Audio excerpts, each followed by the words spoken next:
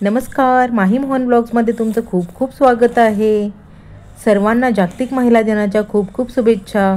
तर आज विश्वा ग्रुप आणि खानापूर मित्रमंडळ यांच्या वतीने वुमन्स डे सेलिब्रेट करणार आहेत। तर मी पण इथे पोहोचली आहे आणि हे थोडे काही त्यांचे प्रोडक्ट्स आहेत जे त्यांनी ठेवले आहेत आणि लकी ड्रॉ वगैरे काढणार आहेत। तर आम्ही नावं दिली सगळ्यांनी आणि मग नंतर बसलो जाऊन। तर मी 2:30ला पोहोचले, 2ला फंक्शन होतं तरी 2:30ला पोहोचले तरी अजून फंक्शन चालू झालं नव्हतं। तर 3:30 वाजता सुरू झालं फंक्शन, कारण का सर्व बायका लेट झाल्या अर्ध्याच्या वरती।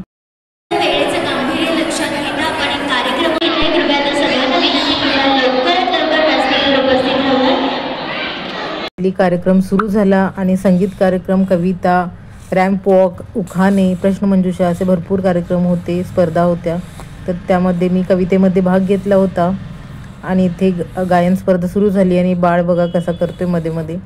तर त्याला ॲक्च्युली झोपेतून उठवून आणलं होतं मी आणि चॉकलेट देणार आहेत चल असं सांगून। तर मला असं वाटतं लहान मुलांना एकट्याने घेऊन येणं तर खूप कठीण आहे आणि माझ्यासोबत कोणी नव्हतं, त्यामुळं मला इतका वैताग आला शेवटी कारण का हा घरी जाऊया म्हणून लागला होता आणि मी पार्टिसिपेट पण केलं होतं, त्यामुळं मला थांबावं लागलं।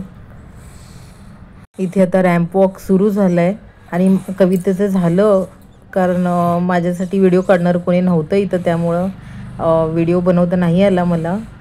मी जे कविता सादर केली त्यामुळं मी शॉर्ट्समध्ये घरीच जी कविता मी सादर केली आहे ती घरीच ऐकवली आहे तुम्हाला। ते शॉर्ट्समध्ये तुम्ही बघा नक्की, शॉर्ट्समध्ये घातलं आहे मी, तर अपलोड केलेलं आहे, जाऊन नक्की बघा। आणि बाळासाठी म्हटलं तर मी पाण्याची बॉटल आणि त्याला खाऊ वगैरे आणलं होतं।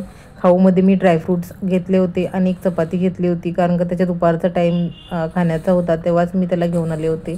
आणि ते डान्स करतोय समर्थ आणि खूप मजा आली। नंतर मग शेवटी काही रिलेटिव्ज आणि मैत्रिणी होत्या तर त्या भेटल्या, कारण का गर्दीमध्ये भेटणं खूप कठीण जातं।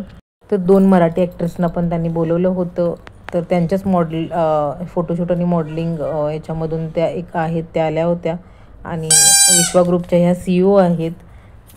तर अशा प्रकारे फंक्शन छान पार पडला।